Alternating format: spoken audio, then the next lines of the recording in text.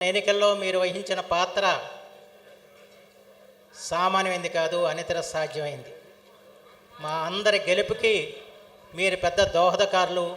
ఆంధ్రప్రదేశ్లో ఒక గొప్ప మార్పు తేవటానికి మీరు ప్రధాన కారకులు. అందుకు మీ అందరికి కూడా నేను హృదయపూర్వకంగా ధన్యవాదాలు తెలియజేసుకుంటున్నాను.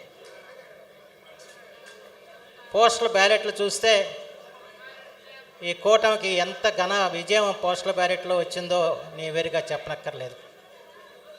దాని కారకులు మీరన్న విషయం అందరికీ తెలుసు.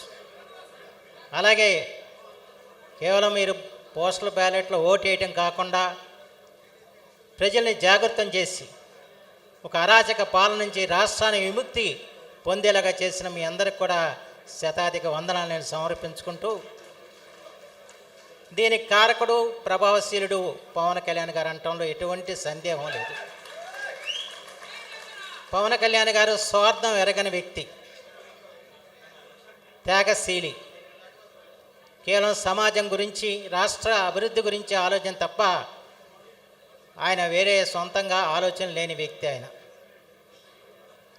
ఆ రోజున ఆయన ఈ కూటమికి నాంది పలికారు. ప్రత్యేకించి బీజేపీ, తెలుగుదేశం, జనసేన కూటమిలో చేరటానికి కారకుడు పవన్ కళ్యాణ్ గారు.